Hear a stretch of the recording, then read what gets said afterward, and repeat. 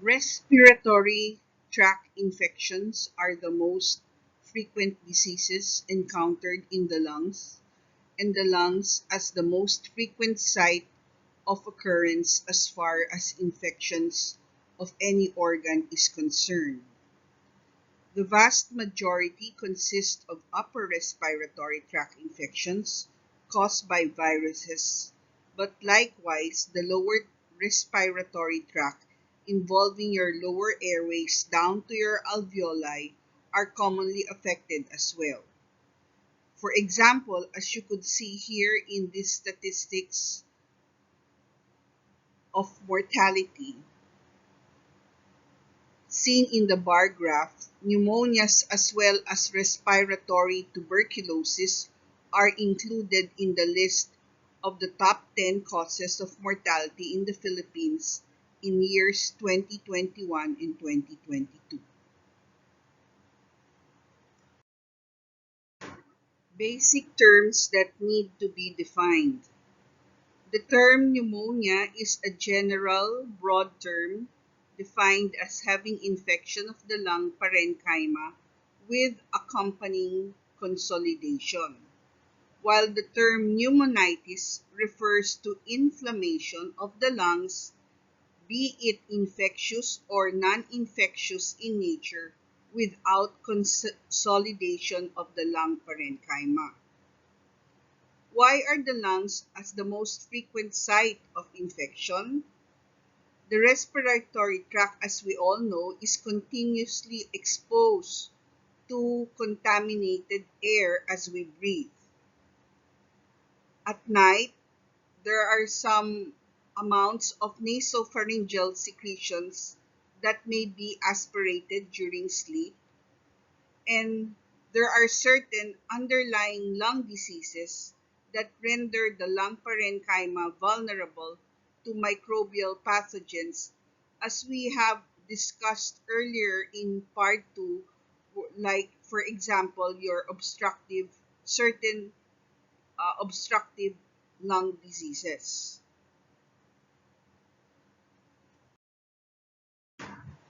Aside from the reasons mentioned a while ago as to the reasons why the lungs are vulnerable to infection, pneumonia may result from the breakdown of local defense mechanisms of the respiratory system, such as your impaired cough reflex, injury to your mucociliary apparatus,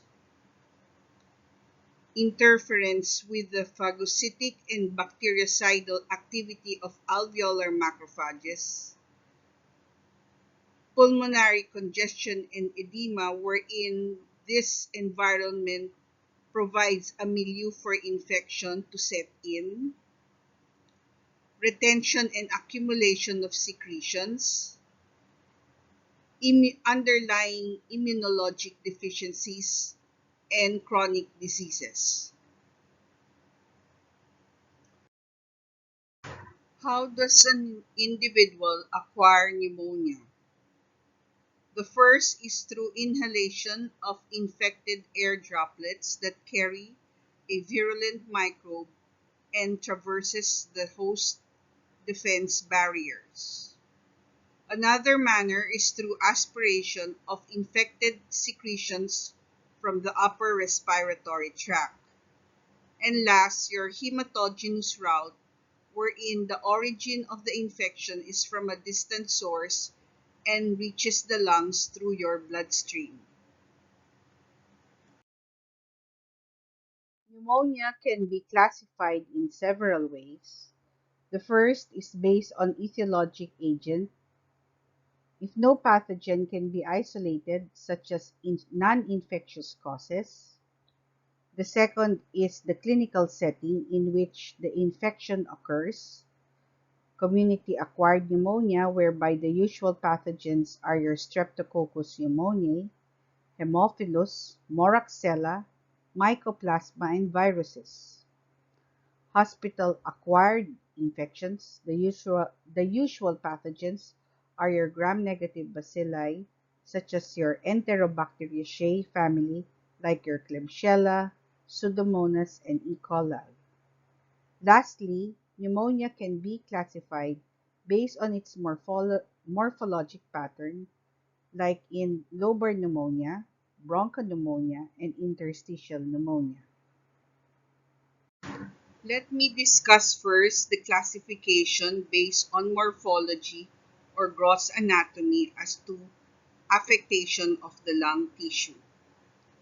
You have alveolar and interstitial patterns. Under the alveolar, you may have two patterns of anatomic distribution, your bronchopneumonia and lobar pneumonia, wherein, as you can see, the causative pathogens are mostly bacterial in origin. In bronchopneumonia, there is patchy consolidation of the lung, which is the characteristic feature, while lobar pneumonia, a large portion of a lobe or the entire lobe is consolidated.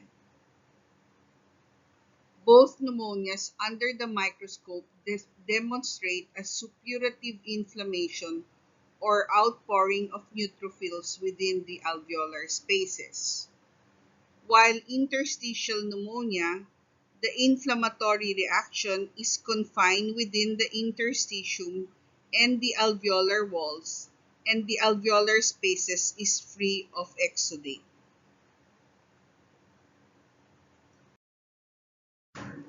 This slide shows you a schematic diagram seen on the center of this slide comparing bronchopneumonia versus lobar pneumonia as to the pattern of consolidation and their actual gross appearances. Likewise, listed are examples of pathogens which may demonstrate these two patterns.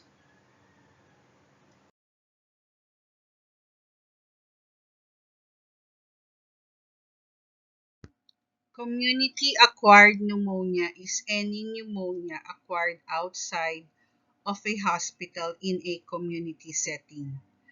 As to etiology, mainly the cause are bacterial and may be subcategorized either as atypical or typical in terms of ease of growth in your usual culture media. It often follows an upper respiratory tract infection, and as I have introduced earlier, it can either take the form of lobar or bronchopneumonia as to anatomic pattern of consolidation.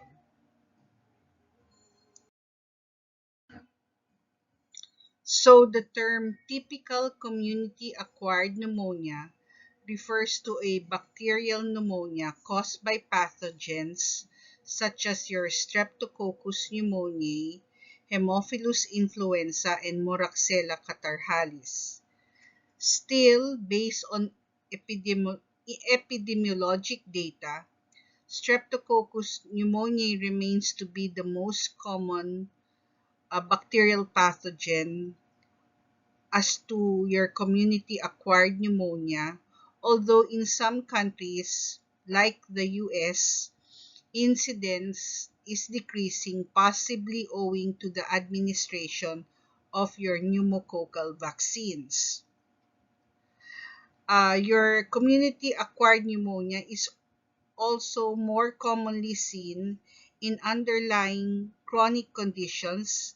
For example, your chronic obstructive lung pulmonary disease, wherein H. influenza or M. catarrhalis are the usual culprits. Number two, it is also commonly seen in congenital or acquired immune deficiency.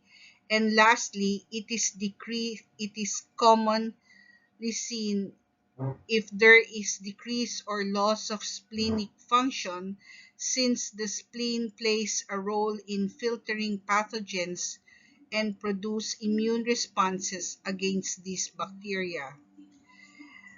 Uh, the loss of important immune cells, such as your macrophage, which are vital for recognizing and eliminating especially encapsulated pathogens are seen in decrease or absence of splenic function. Lobar pneumonia is widespread involvement of the entire lobe.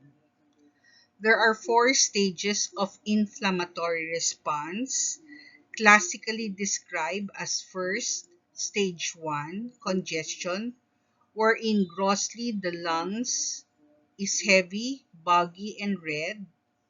The intraalveolar space is filled with edema fluid, and the alveolar septal wall starts to become permeable or allows the escape of neutrophils and bacteria into the alveolar spaces. Stage 2 is red hepatization. The alveolar spaces are filled with neutrophils, numerous red cells, and fibrin.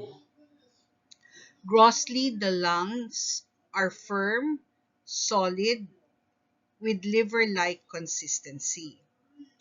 Stage 3 is gray hepatization. Here, the red cells are reduced due to lysis or disintegration of red cells, and you have the retention or presence of neutrophils and fibrin still present within your alveolar spaces. Grossly, the lung still remains to be firm, solid, non-crepitant, with liver-like consistency, but now the color has changed from reddish to brown cut surface. And lastly, stage 4 resolution. The exudates within the alveoli are being enzymatically digested, resorbed, ingested by macrophages, or coughed out. Or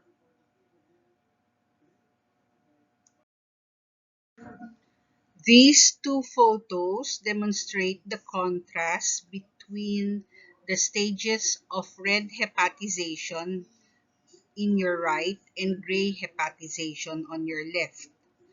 The lower lobes is expanded in both photographs. In the stage of red hepatization, the gross appearance of a diffuse dark red colored consolidated non-crepitant lobe, which reflects the microscopic features of congestion and hemorrhage, along with a fibrino-suppurative exudate in the alveoli. While the appearance of gray hepatization, when the congestion becomes less prominent, the red blood cells have been lysed or disintegrated, it leaves behind a fibrino suppurative exudate and grossly appears on the lungs, assumes a paler tan discoloration of the entire lobe.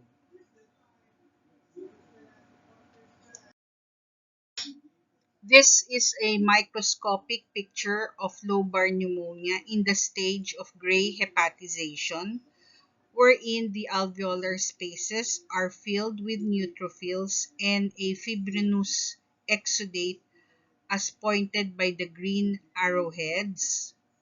The alveolar septae are easily demarcated because of the congestion of red cells. And because of the alveolar exudate, the alveolar spaces are airless, hence the lungs become solid, and this is called or termed as consolidation.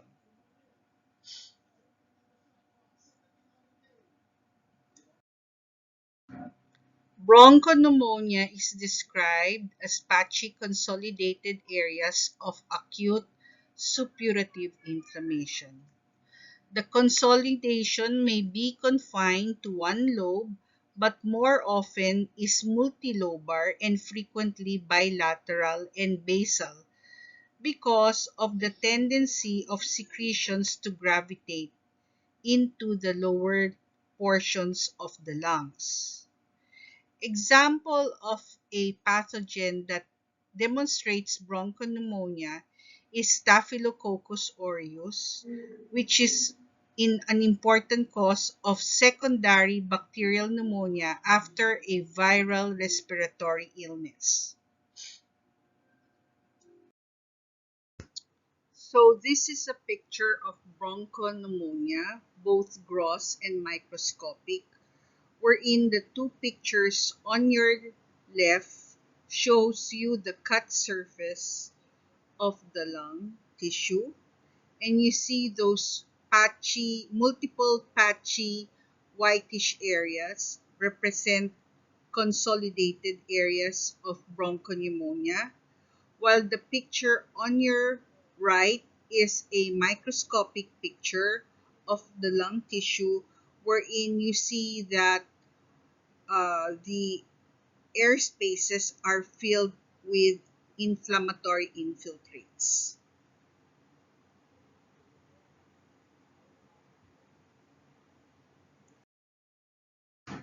Clinical features of pneumonia.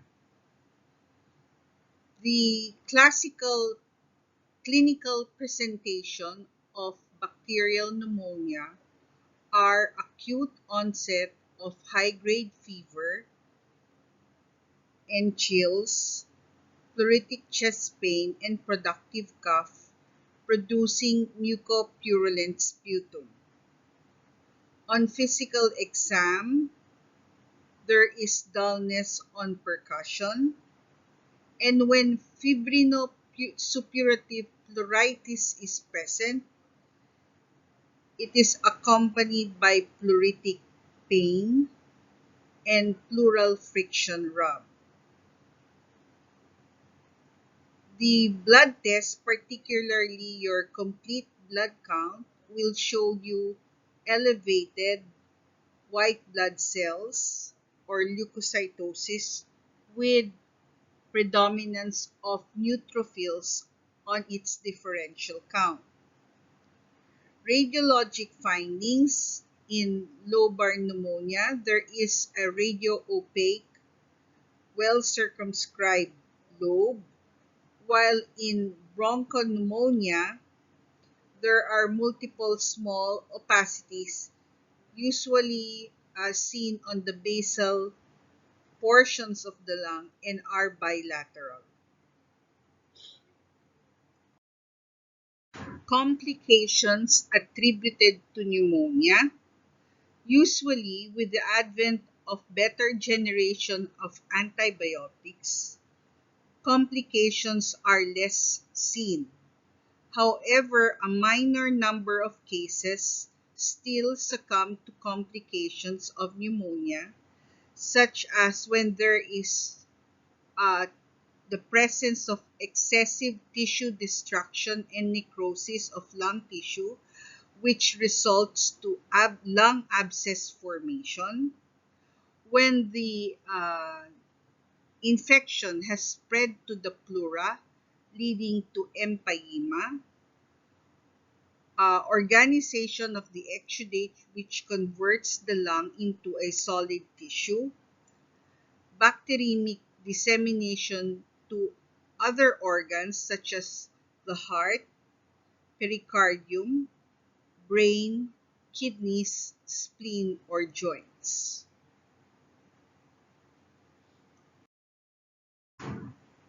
We now go to community-acquired atypical pneumonia. Atypical pneumonia is characterized by patchy inflammation in the lungs confined to the alveolar septae and pulmonary interstitium, and therefore it is called interstitial pneumonitis. It is also called atypical pneumonia because it is not the typical pneumonia in which the inflammation is primarily in the alveolar spaces. Atypical pneumonia is characterized by constitutional symptoms of upper and lower respiratory tract infections and can have a protracted clinical course with gradual resolution. It lacks the typical findings of consolidation on chest X-ray, and there is failure to isolate the pathogen with the use of routine bacteriologic methods. Atypical pneumonia may be caused by many organisms, wherein the most common is your Mycoplasma pneumoniae, which is sometimes referred to as your walking pneumonia due to its milder symptoms compared to typical pneumonia. Mycoplasma pneumoniae affects young adults and occurs in clinical settings associated with close living conditions like at school and military barracks. Other causes of atypical pneumonia are attributed to viral infections, including your influenza virus type A and B, your respiratory syncytial virus, human metapneumovirus, adenovirus, rhinovirus, rubiola, and your varicella viruses produce similar morphologic changes wherein an interstitial inflammatory reaction is produced in the alveolar septal walls. Chlamydia and Coxiella burnetii. Chlamydia is transmitted by the inhalation of dried excreta of infected birds and causes ornithosis or psittacosis.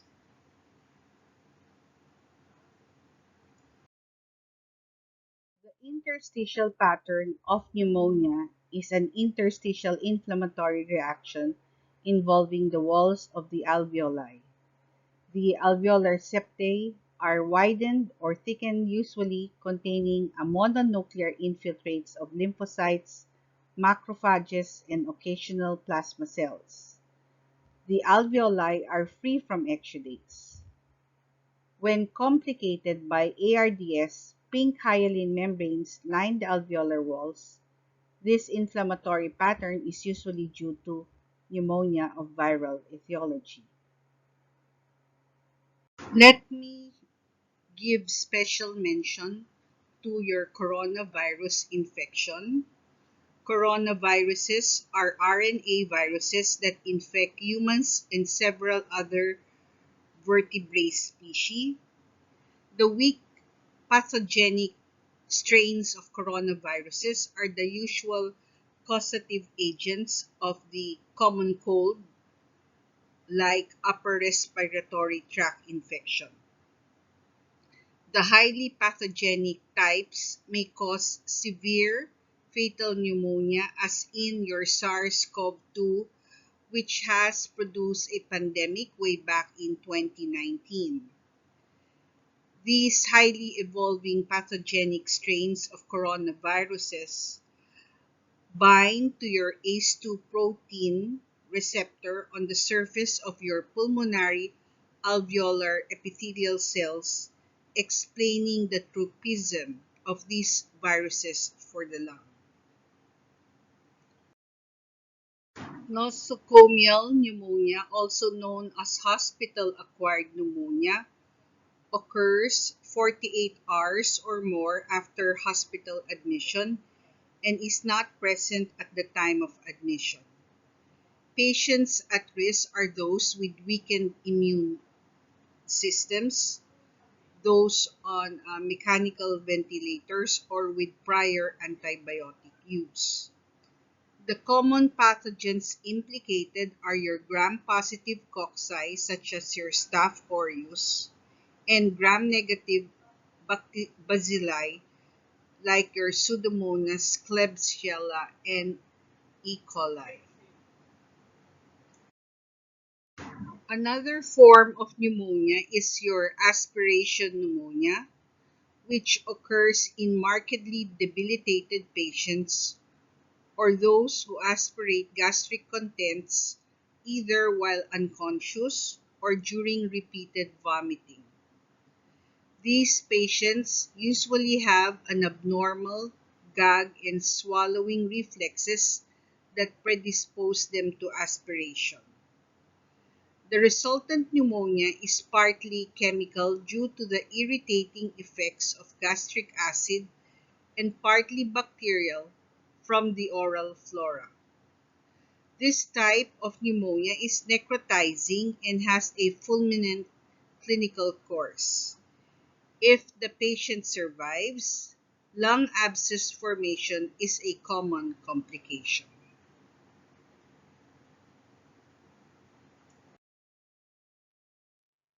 Another form of pulmonary infection is lung abscess. This is a local suppurative process that produces necrosis of lung tissue. The common organisms isolated include both aerobic and anaerobic bacteria such as your Streptococci, Staph aureus, and your gram-negative organisms. The causative organisms are introduced through the following mechanisms. The most common, which is aspiration of infective material, and this is seen among alcoholics, coma, anesthesia, or debilitated states with impaired cough reflex. Antecedent primary lung infection, such as post-pneumonic abscess, usually associated with organisms like your Staph aureus, Klebsiella, and type 3 pneumococcus. Lung abscesses can be of varying size and location.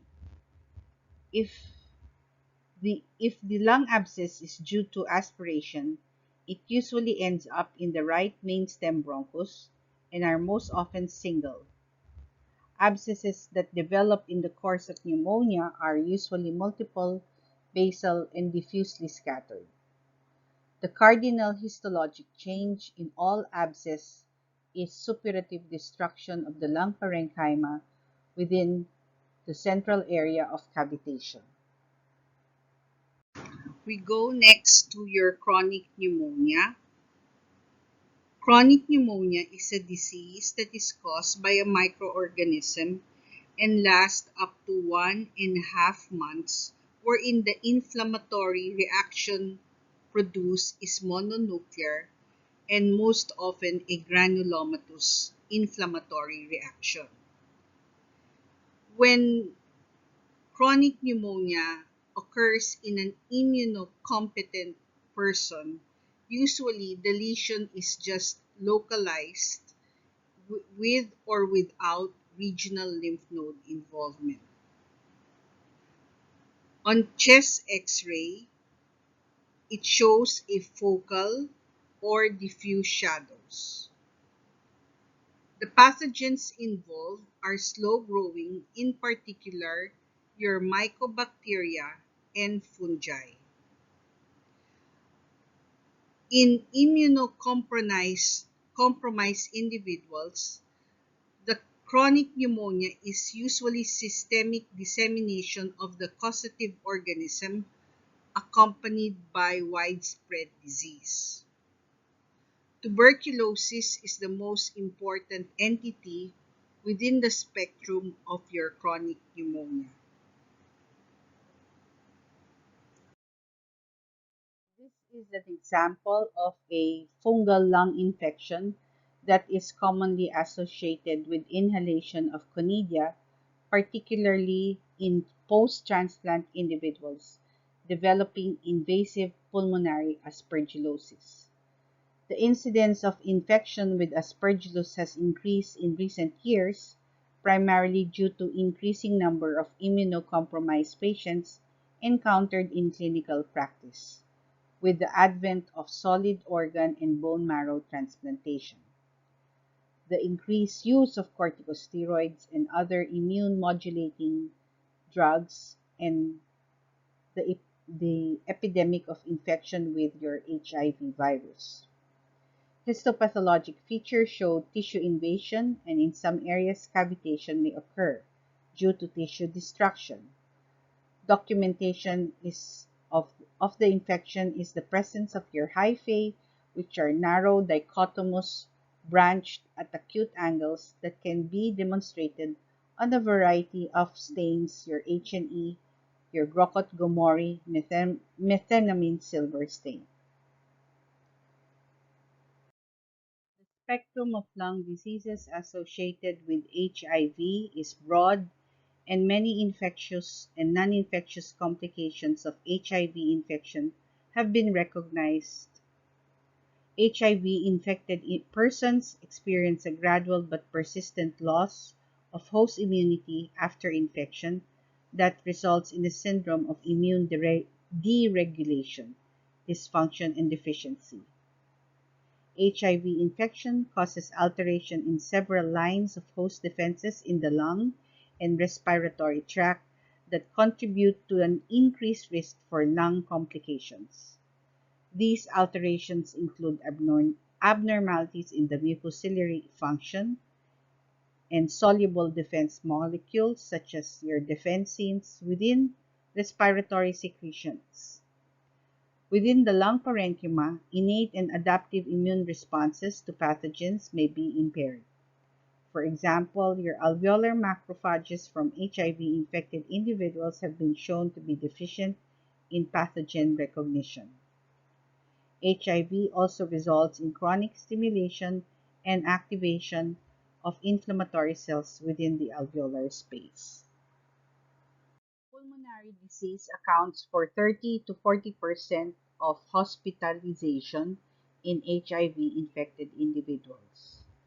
Bacterial lower respiratory infections caused by the usual pathogens are among the most serious pulmonary disorders in HIV infection.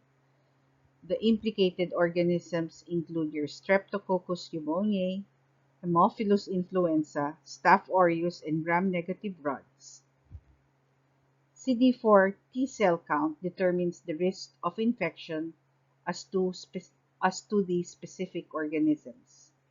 As a rule of thumb, bacterial and tubercular infections are more likely seen at higher CD4 T cell counts greater than 200 cells per cubic millimeter, while Pneumocystis jirovecii strikes when the CD4 T cell count is less than 200 cells per cubic millimeter.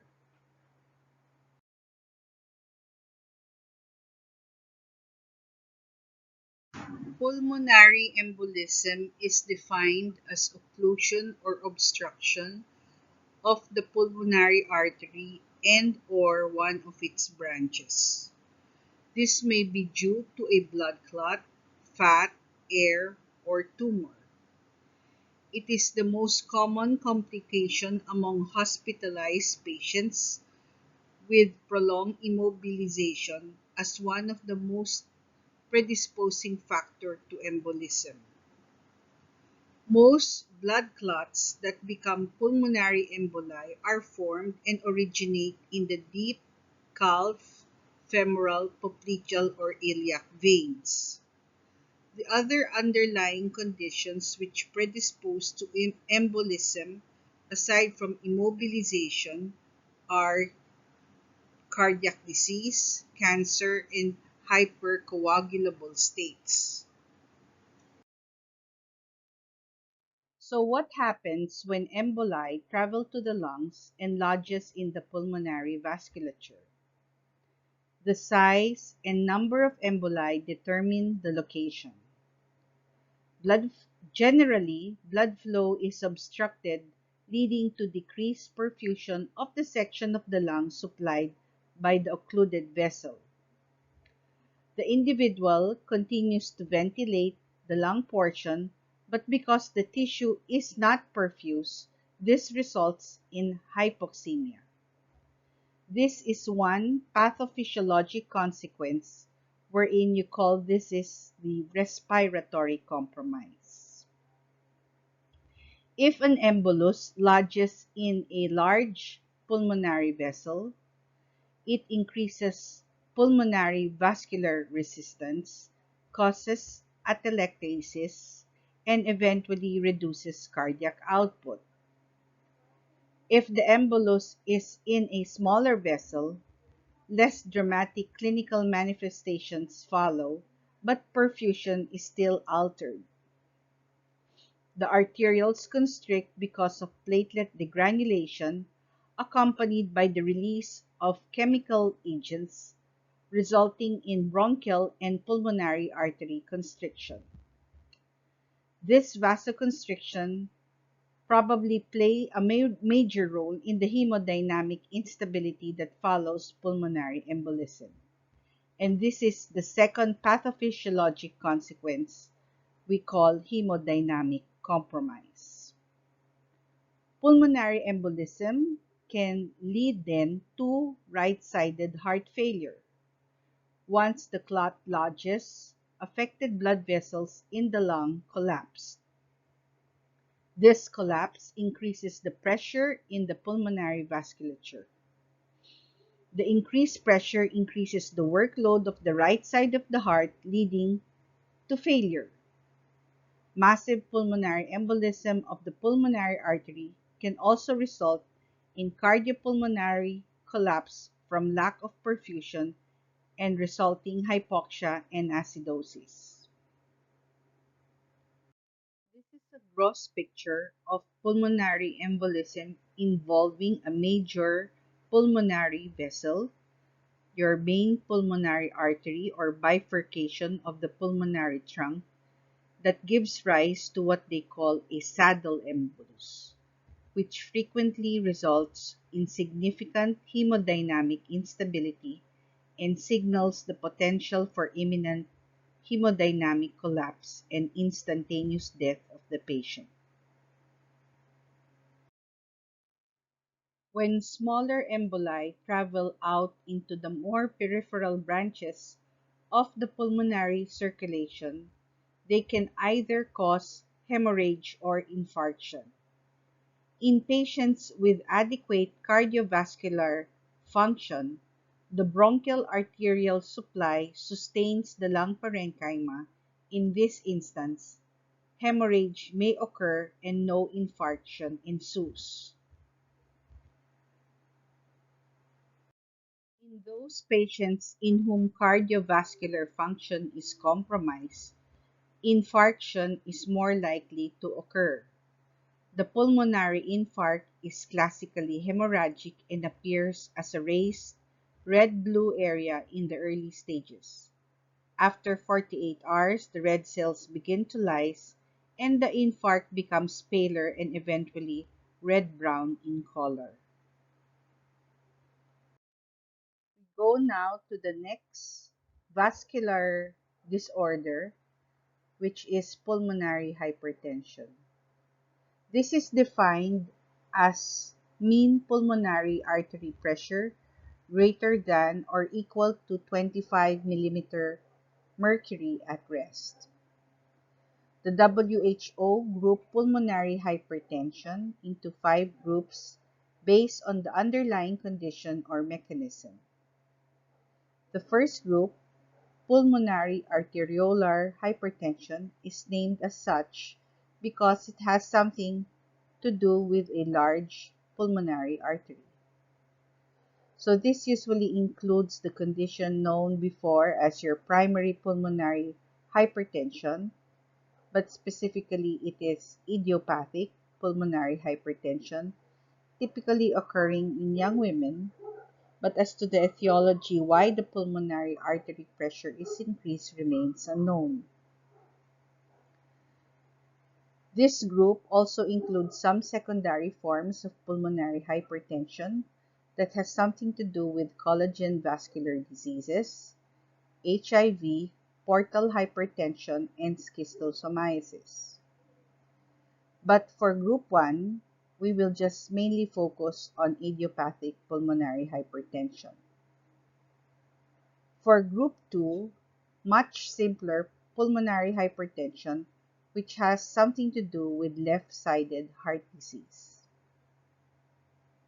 The third group are those related to lung diseases that will include that of COPD, idiopathic pulmonary fibrosis, even that related to sleep disease such as obstructive sleep apnea, which causes hypoxemia. Group 4 are those due to pulmonary embolism. And finally, group 5 are those left to those conditions whose mechanism remains unclear, such as hematologic disorders, myeloproliferative disorders, sarcoidosis, just to name a few. So when all secondary conditions giving rise to pulmonary hypertension is excluded, the uncommon idiopathic pulmonary hypertension is considered. Idiopathic cases, also referred to as primary pulmonary hypertension, have a genetic basis, being inherited in some families as an autosomal dominant trait. They have discovered a germline mutation in the bone morphogenetic protein receptor type 2, or your BMPR type 2 gene, causing dysfunction and proliferation of endothelial cells and vascular smooth muscles. In normal individuals, the BMPR type 2 gene signals the inhibition of smooth muscle proliferation and favors apoptosis.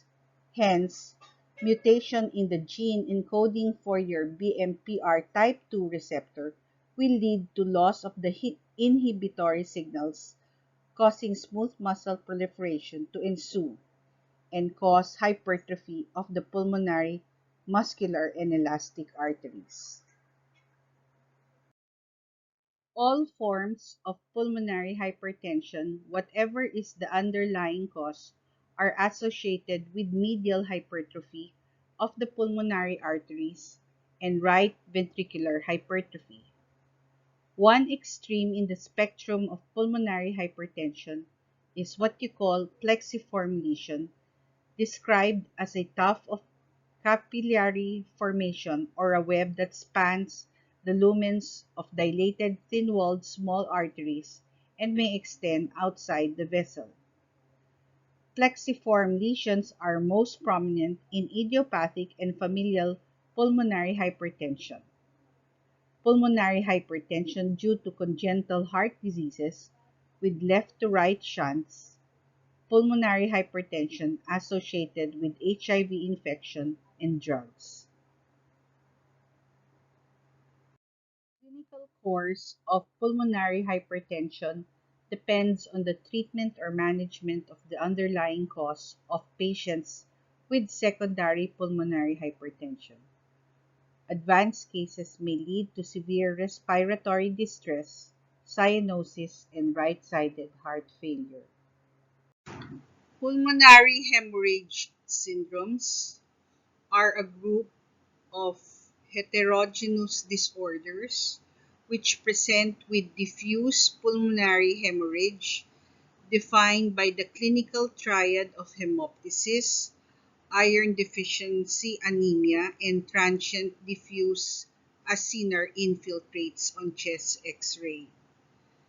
Since these are rare entities, I will not dwell deeper discussing each one of them. You have three: your idiopathic pulmonary hemosiderosis, Goodpasture syndrome, and vasculitis-associated hemorrhagic disorders, example of which is your hypersensitivity angiitis. I will be just discussing number two, which is Goodpasture syndrome, since this will also be mentioned when we go into renal pathology. Goodpasture syndrome is a rare autoimmune disease in which the kidney and lung tissues are involved and injured due to a circulating autoantibody that attacks the alpha 3 chain collagen 4 found on the basement membrane in the glomeruli and alveolar septae. The pathogenic antibodies initiate an inflammatory destruction of the basement membrane in the renal glomeruli and pulmonary alveoli, giving rise to your rapidly progressive glomerulonephritis and a necrotizing hemorrhagic interstitial pneumonitis. This is a histologic feature of Goodpasture syndrome in the lungs. As you can see, there is focal necrosis of the alveolar walls associated with intra-alveolar hemorrhages. At times, the alveoli contains hemosiderin-laden macrophages. In the later stages, which is not demonstrated in this picture, there may be fibrous thickening of the septae, hyperplasia of type 2 pneumocytes, and organization of blood in your alveolar spaces. This is the end of lecture part 3. Thank you for listening, and you may proceed now to lecture part 4. Thank you.